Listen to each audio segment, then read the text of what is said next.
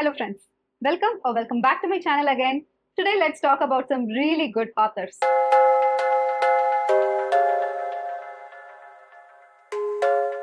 Hello there. I hope you're all doing good and a very happy holidays and happy new year to everyone. And I have been on a hiatus in YouTube for quite some time now, but nonetheless I'm back with another video, and today we are going to talk about my 10 most favorite authors who have shaped my entire reading journey, who have shaped my life and everything. So let's talk about them and let's jump right in. The first author that I adore and love is not a surprise for you. If you have been following my channel for quite some time now, you must know that I go crazy for Elm Montgomery books.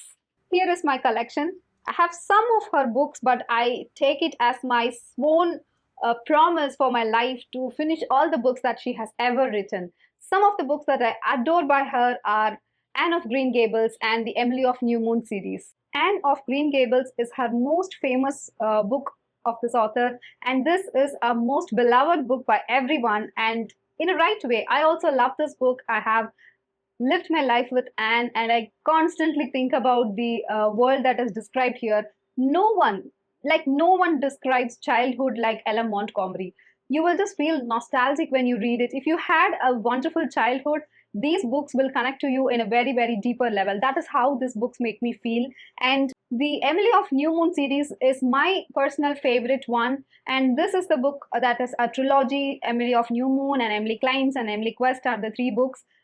I like it better than Anne of Green Gables, but this is seldom talked about on the internet. I love this so much just because of the scenery that has been explained, the kind of relationship that Emily has with everyone. And most of the child in their world, in Montgomery's world, are kind of having a tragic past, but they are thriving. They are having their life with their uh, childhood. It is really superb, and I would die to read all the Elm Montgomery's book. And it is no surprise because I have been ranting about this author for quite some time now. And I hope that if you're watching this video and you want to pick up some new author, if you haven't read Elm Montgomery, do check her out. She will not disappoint you. And also, this is the only book that Elm Montgomery has written for adult, and this is an adult romance. And this is a book that I'm dying to read, and most probably this I will read as the first book of 2025, and I'm waiting for my friend to join me as a buddy read. The next author is an author, I can't pinpoint why I like her. Maybe because she has a beautiful writing style, or maybe because she creates the eerie atmospheric very perfectly. I just can't pinpoint. And she has kind of a very new author. She has written only two books, and I've read them both and loved them both. And I'm talking about Sarah Penner, and these are the two books that she has written, The Lost Apothecary and The London Seance Society. Both of them are really very good. I wouldn't say they are perfect, and I wouldn't say it is for everyone, but it somehow connected to me to the core that I read both the books in a single sitting and I loved them both. And she has this kind of dual timeline kind of thing. This one takes place in Victorian London as well as in the present day, and this one takes place in the Victorian London alone. And this is kind of feminist twist to the tale, and this also has feminist aspects to it. That is the reason I think I like it most. They both are really good, and they both have captivated me to the core. And I'm willing to read anything that this author is going to publish hereafter. And I think she's coming up with a book called Amalfi Curse, and that is going to be pirate ship ocean based kind of story, and that is also in dual timeline in the Victorian London and in the present day. And it's releasing April 2025, and I can't wait for it to release. And Sarah Penner. If you haven't heard about her, do check these two books out. They're really wonderful. The next author that I want to talk about is kind of, I'm mad at her because she's taken forever to release the next book of hers. And I'm talking about the none other than the queen of Greek mythology, Madeline Miller. If you haven't read any Madeline Miller books, do check him out. They are really poetic. They are really rush writing, and it's really good. I had no idea about Greek mythology. I had zero knowledge about what is happening in the story, but she tells the story in such a way that you will feel like you're traveling along with the character. You will, feeling the pain that the character is having. You will feel the lostness in the heart of Circe. You will feel the betrayal that has been felt in Circe's heart. Everything you can literally feel. I feel like I'm super lucky to have known this author and have read her work. She is such a masterpiece, I should say. And she's coming up with another book that is based on Persephone, the Hades and Persephone retelling. And I can't wait for her to release it, but she has not announced the release dates. This is her most loved book on the internet, The Song of Achilles. But I love Circe the most. Song of Achilles was really good too. I gave it not less than 4 stars, I guess, but this is a 5-star read for me. It was so beautiful, and I'm really super excited. I can read this again and again and again, and it was so good. And she also has written a very short story, I should say. It is not even a novella; it's a short story, and it is also having a feminist twist to it. It's really good. You can read it in 15 minutes, I think. So if you're looking for something to read for a short book, I think you should check this out. The next author is someone I found when I started BookTube, that is like 3 or 4 years before. And this author has become my all-time favorite author now. I think no book has disappointed me ever. And that author is Taylor Jenkins Reid. So I have read these 4 books, Malibu Rising and One True Loves, Seven Husbands of Evelyn Hugo, and After I Do. These 2 books are yet to be read, but I am most excited to read these 2. Let me talk about Malibu Rising for a bit, because this is the first book that I ever read from this author, and I was hooked from the page 1 and last page. I even like this book better than The Seven Husbands of Evelyn Hugo, maybe because it is the first book that I ever read from this author, but most people like The Seven Husbands of Evelyn Hugo. Nonetheless, this is my most favorite one. I have annotated it like hell, and this has such a great sibling dynamics which I related to. It was so good. She has a way of creating drama with people with normal lives, and the kind of drama that she creates is really good. I don't usually read contemporary much, but if it is anything from Taylor Jenkins Reid, I'm going to read it. That is how she has made me feel. And if you want to check this out, do check out Malibu Rising and Seven Husbands of Evelyn Hugo. And I have heard that Daisy Jones and Six is also such a grateful masterpiece. And I think I want to read it very soon. I'll let you know all my thoughts about it soon. This particular author is a classic author, and I should say that she has made the classic world more accessible, and you don't have to have a degree in English to read her books. It's really that simple, it's really that accessible, and I am talking about Jane Austen. And this is the collection of my Jane Austen books. I have everything except for Emma, and I'm searching for it. And I have read only 2 books from her that I should be very honest with. I have read Pride and Prejudice, and I have read Northanger Abbey. Both of them are really good. So Pride and Prejudice is completely a romance book, but Northanger Abbey is a satire of Gothic literature. And she has the funniest wit to have the satire of the Gothic world and the Gothic literature that was prevailing during her time. And the main character, Catherine, is kind of very funny with her all obsession with Gothic literature. And about Pride and Prejudice, you do know what the story is about Elizabeth and Darcy and their love and their prejudice and their pride, everything. And if you haven't read it or watched the 2005 adaptation, I highly recommend you to do either one of them. You'll have the time of your life. Just trust me, you will have the time of your life. So Jane Austen is my all-time favorite author now. In 2025, I do want to read at least one more Jane Austen book, and I'm having my eye on Sense and Sensibility. Something about Jane Austen and her novels have always made me feel cozy, and the way she writes it, the way she explains England, the rain, everything. I do feel like I am in that household, I am in that place when she explains it. I just love Jane Austen. The love in it is so pure, and it's old school for the matter of fact. I love everything that's old school. So that is how I ended up loving Jane Austen, and I intend to collect and read more of Jane Austen. Honestly, I don't know how I can call this author as my most favorite author because I haven't read much from her. But the few books that I read from her have stayed with me for quite a long time. I constantly think back about the characters, think about the story. And if you are someone who loves stories in general, who are told stories, it's classic stories, that is the kind of story that she writes. And she has soft-paced, slow storytelling method, and everything about her is a little bit gothic, eerie, and atmospheric. I'm talking about Kate Morton books.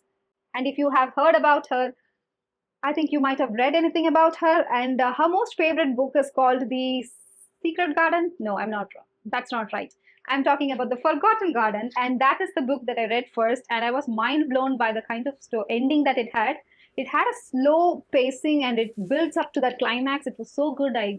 I just love spending my time with that kind of world and that kind of storytelling. And I also read one more book by her, that is House at the Riverton. And I think I read this one, The Lake House, and this was also pretty good. But I read this quite a long time before, so I'm forgetting the plot of this book. But I do want to reread it, and I want to reread the other two, The Distant Hours and The Clockmaker's Daughter.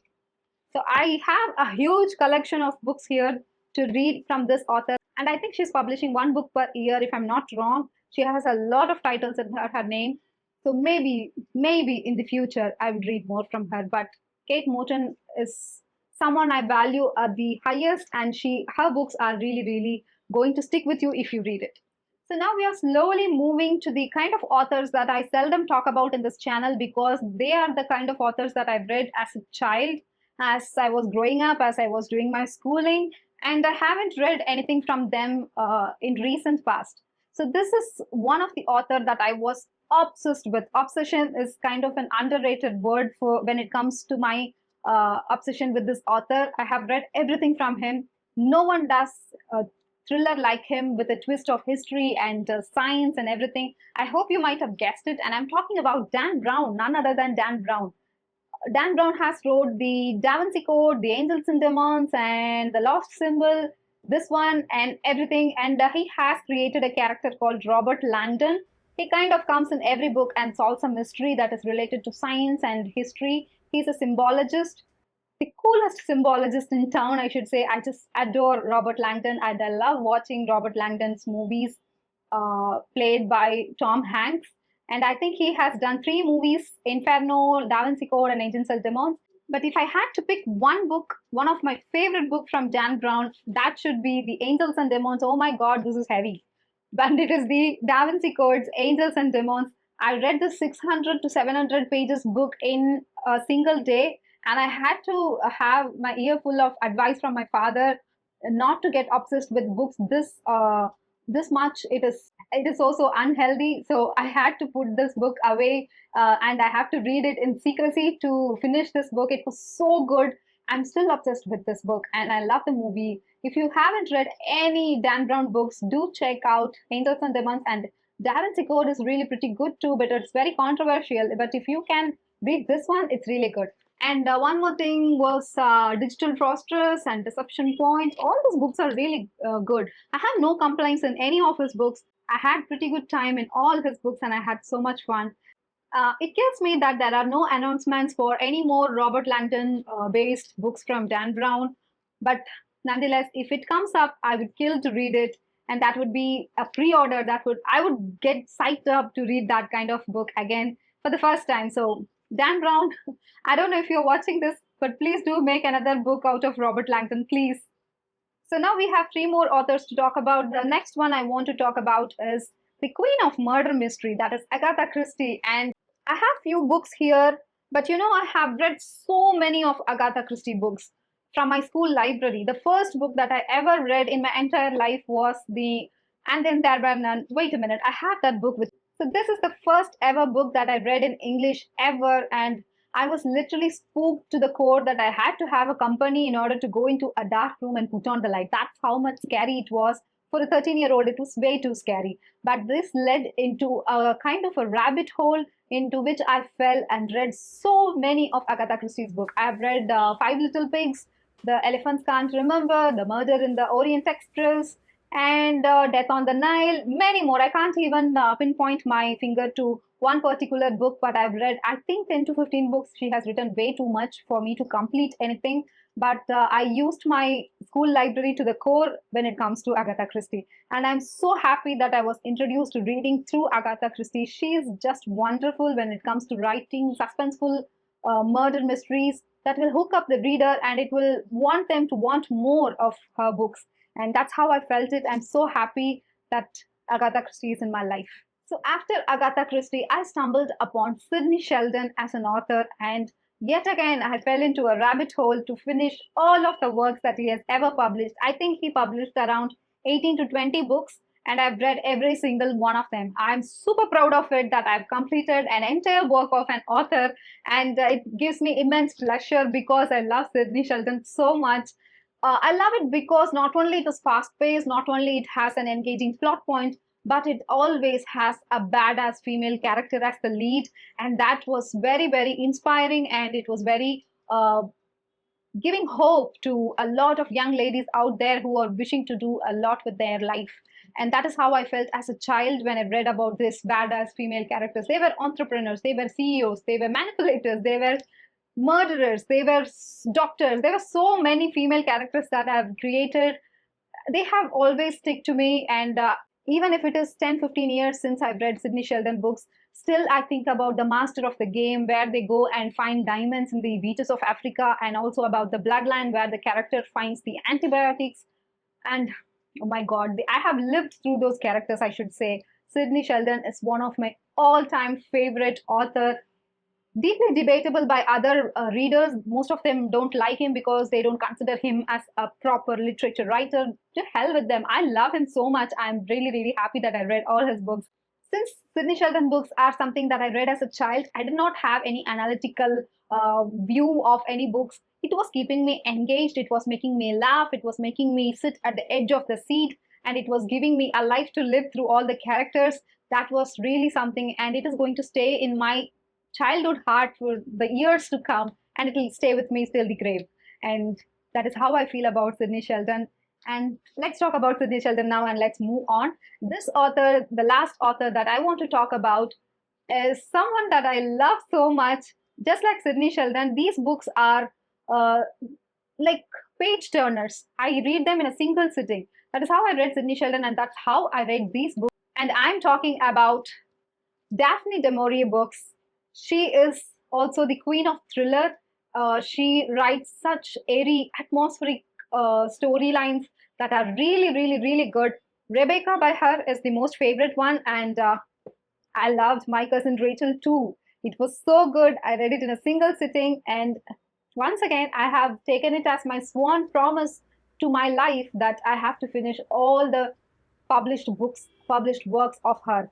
I want to read all the books that is written by Daphne du Maurier, and I loved Frenchman's Creek. This is something kind of unique from the books of hers. This is a pirate, summer, ocean-rich kind of story. This was also very good, but I loved Rebecca and My Cousin Rachel more. And I have one more book that I haven't read yet, but it's a collection of short stories, and it's The Birds and the Other Stories by Daphne du Maurier. Alfred Hitchcock has made a movie out of this book, The Birds, so I want to read this and watch that movie. She is the queen of thrillers, I should say, and she is a kind of mysterious, mystic person to me to read because she captivates me like no one else. And I am bound. I am a lousy reader, I should say, because it takes time for me to get into a story. It takes time for me to get my attention to read more and more, but she does it effortlessly. I should give it to her. So this author is my most favorite author, and Jamaica Inn, I think there is one more book called Jamaica Inn. I have my eyes on it. I do want to read it. Probably 2025 is the year. I'm just blabbering about Daphne du Maurier at this point. I should stop myself, and this is all that I wanted to talk to you about. These are all the 10 authors that have shaped my reading, that have shaped my reading life, that have shaped my perspective of reading. I love all these authors. What are your favorite authors? Let me know in the comments below. I would love to know. I would love to chat with you guys. And until I see you again with the very next video of a bookish content, this is Sushmita signing off. Bye-bye.